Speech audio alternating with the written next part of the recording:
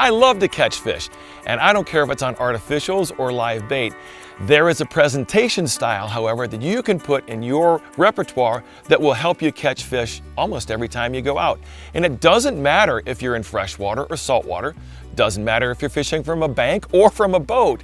It's a remarkably effective technique that's often overlooked, but today we're going to put a little bit of information behind there that will help you be more effective the next time you're out.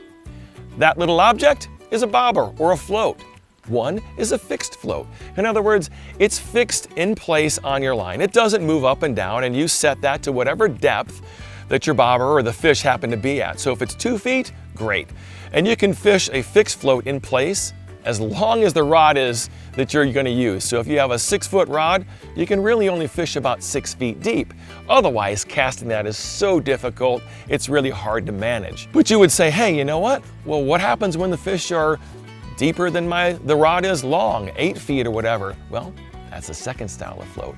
That one is a slip float, and the line is allowed to go through the float freely to exactly the depth. And you can set a little knot exactly the depth that you want. Whether you want to fish at 15 or 25 feet, you set the knot on your line, and as you cast out, the line goes straight through the float on down to your desired depth, and that little knot on your main line on the top side will stop right in place and allow you to make a great, accurate presentation at exactly the depth that fish want to feed. In addition to bite detection and fishing at a wide range of depths, you can have a wide range of distances, so picking the right bobber will allow you to cover a lot of water. Whether you're on a boat or from a dock or from shore, it doesn't matter. The objective of fishing is to cover water and find the fish to catch them. And a bobber is a remarkable tool to do just that. Okay, so rigging done, let's get to fishing. Now, I've got 2 rigged up. That is a slip float. We'll come back to that one. This one is the float that's in place. Now, on this rig, I have a small hook. You can see right there, but there's nothing on the hook, so I've got to put something on that hook to catch the fish. For that, you could use a variety of things. You could use plastics, you can use live bait. This happens to be some live bait. These are grubs. So I'm going to put a couple of these on there, and this is what fish eat all the time. So it's a very easy thing to put on there. You can see I just got a couple like that. So that's the bait that we believe the fish are going to eat, the split shot and the float. It's set pretty shallow because I'm going to fish shallow to start off with. And the reason for that is I'm on this dock, and it's a great place for fish to feel comfortable. Docks give fish shade, and it's a little darker, and they feel like they can go out and eat and what have you. Oftentimes you can find fish around brush piles, and both of those are on this dock. So with that, I'm going to start fishing close to the dock, thinking that they're comfortable. And a lot of times, if you can't cast far, you may be fishing with young anglers. This could be your first day on water. This is a remarkably effective way to catch fish, even right close to a dock. So that will go in. I'm just looking for anything that changes that float, and that was a very happy little fish. So, hooray, caught a fish. Not huge, but that's okay. I don't mind.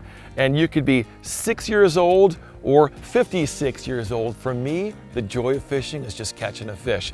And that's why fishing a float, and in this case live bait, is so effective. So that's the fixed float. Sometimes when you go to a body of water, the fish are shallower, but oftentimes most of their life is spent out a little bit deeper. Your ability to adjust the depth and make that precise presentation to fish rests in the form of a slip float. That's why this is such a useful tool. So I'm going to flip this out a little bit farther than before and see what I can do at a little different depth.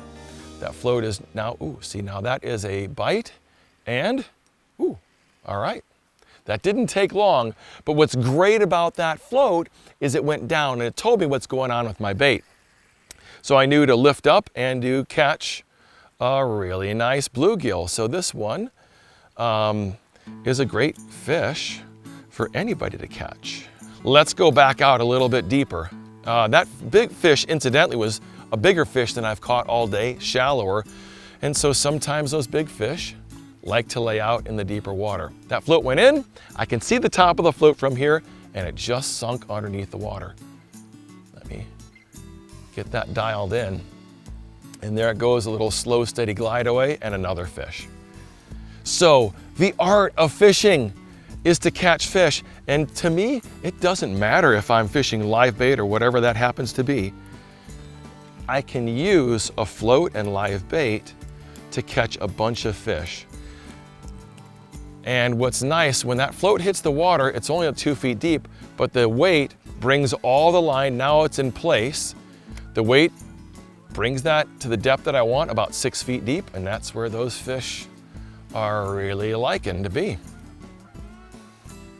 Incidentally, a nice long rod like this will help you cast a lot farther and help you play fish, because oftentimes you'll be doing this and you can get a 3 or 4 or 5 pound bass or a catfish or any other kind of fish. So a longer rod like that will help you play them out. But this guy is a happy little bluegill.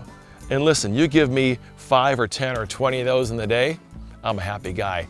That is therapy for all of us in life, and that's why we do fishing, and that's kind of why we share the joy of fishing. So my hope is that the next time that you go out, you can select the right float or the right bobber for what you're fishing for, wherever you happen to be, and catch a lot more fish and make great memories with you and your family.